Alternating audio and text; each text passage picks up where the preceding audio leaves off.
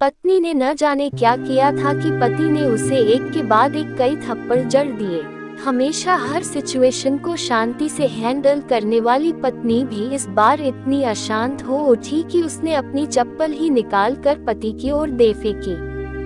चप्पल पति के बालों को छूते हुए निकल गई। ये किस्सा यहीं पर खत्म हो सकता था, मगर पति ने इसे अपनी मर्दानगी का विषय बना लिया और बात बद से बदतर होती चली गई। रिश्तेदारों ने भी आग में घी का काम किया।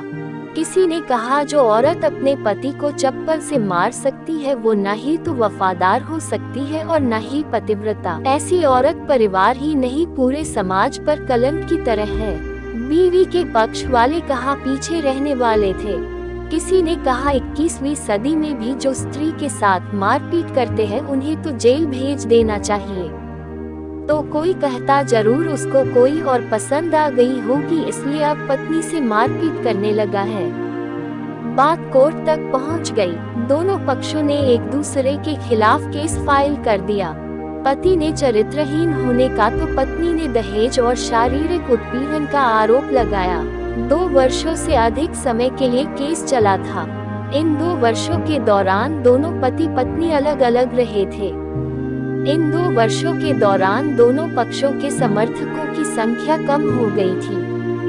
पहले जहां दोनों पक्षों में समर्थकों का समूह होता था अब गिने चुने लोग रह गए थे।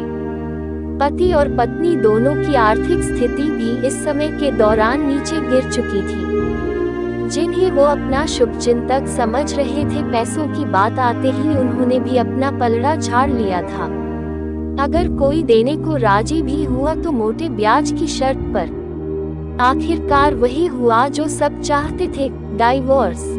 हर कोई खुश था, दोनों पक्षों के रिश्तेदार, उनके माता पिता और दोनों के वकील। लेकिन 5 साल की सुखद शादी और एक सुंदर बेटी होने के बाद मिले इस डाइवोर्स से पत्नी मूक थी और पति शांत। शायद ये एक इत्तेफाक ही था कि इस खुशी को मनाने के लिए दोनों पक्ष के लोग एक ही चाय की टपरी पर बैठे, आमने सामने।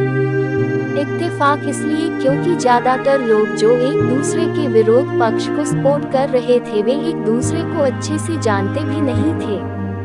पति पत्नी भी इन सभी से दूर एक दूसरे के सामने मेज पर बैठे। पत्नी ने पति से कहा, अब तो खुश होगे ना, तुम्हारे मन की जो हुई है मुबारक हो। तुम भी तो आज जीत गई हो। मुझसे तलाक तो तुम्हें भी मिल गया है। Congratulations to you too. पति ने कहा, तलाक को तुम जीत का प्रतीक समझते हो? पत्नी ने पूछा। पति चुप रहा।